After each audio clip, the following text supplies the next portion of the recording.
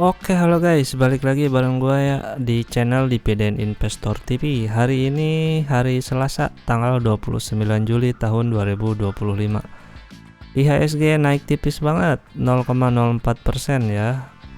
Sekarang ada di 7.617 perak ya.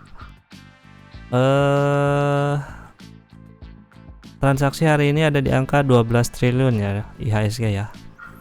Oke, lanjut, gua pengen bahas saham Mark Dynamic Indonesia atau saham percetakan buat sarung tangan ya. Ini hari ini turun ya 2,24% di angka 655. Ini saham bagus ya untuk dividen investing karena gua punya, jadi gua bilang bagus. Bukan ajakan jual beli ya. Kalau berminat atau tertarik dengan saham Mark, lu harus cek dulu fundamentalnya, nggak boleh ikut-ikutan orang, nanti gua disalahin. Oke, gua pengen bahas saham ini ya. Dia IPO tanggal 17 Juli tahun 2017. Harga IPO saat itu 250 perak. Lembar saham saat IPO ada di 160 juta. Dana hasil IPO-nya at least kurang lebih 40 miliar ya. Dan transaksi hariannya berapa nih? Hari ini berapa? Hari ini 15 M ya. Nah, jadi buat lo yang dananya udah MM-an, ini liquid ya, hariannya liquid. Lo punya 15 M langsung habis kejual di hari yang sama. 15, 13, 7, 13, 16, ya rata-rata di atas 10 M lah. Jadi oke. Liquid tentunya. Kita baca dulu sebentar. Banyak yang kecewa sih sebenarnya. TP tipis aja dulu, kayaknya turun dikit.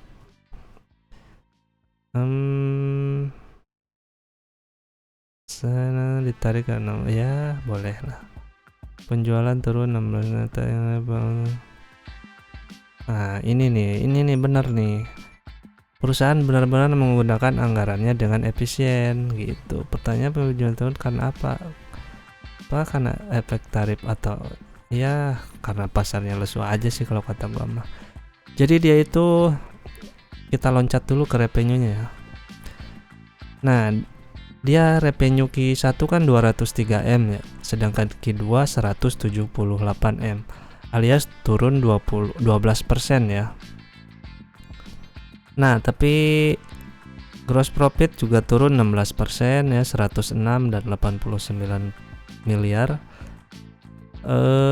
Secara persenan 52 dan 50. Nah, NPM-nya turun juga ya, 70 miliar ke 61 miliar.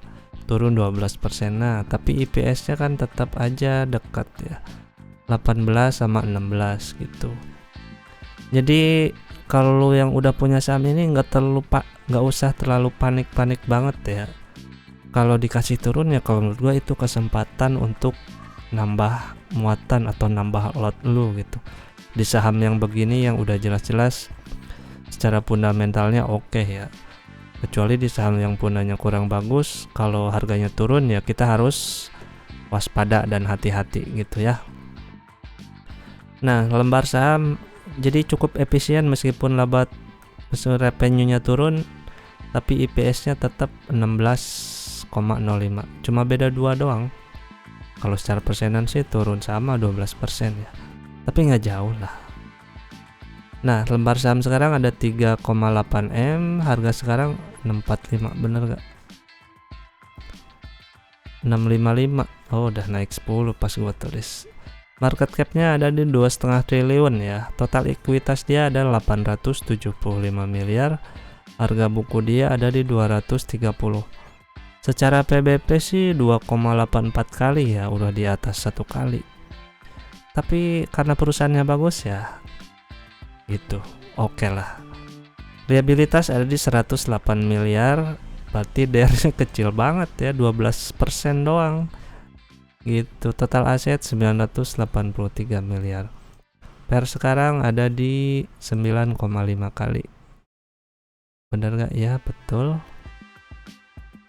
Laba ditahan dia ada di 745 miliar ya. Ya lumayan. Q1 dan Q2 tadi udah gue sampaikan ya, 203, 178, dan yang penting IPS-nya nih. Annualisnya ada di angka 68. Kalau tahun kemarin berapa ya? 75 sih tahun kemarin ya. Turun 10%-an ya.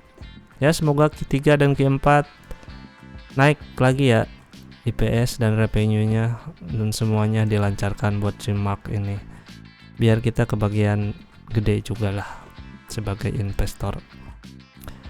Dividen payout ratio-nya 92% kemarin ya, kita anggap aja sama ya untuk tahun depan.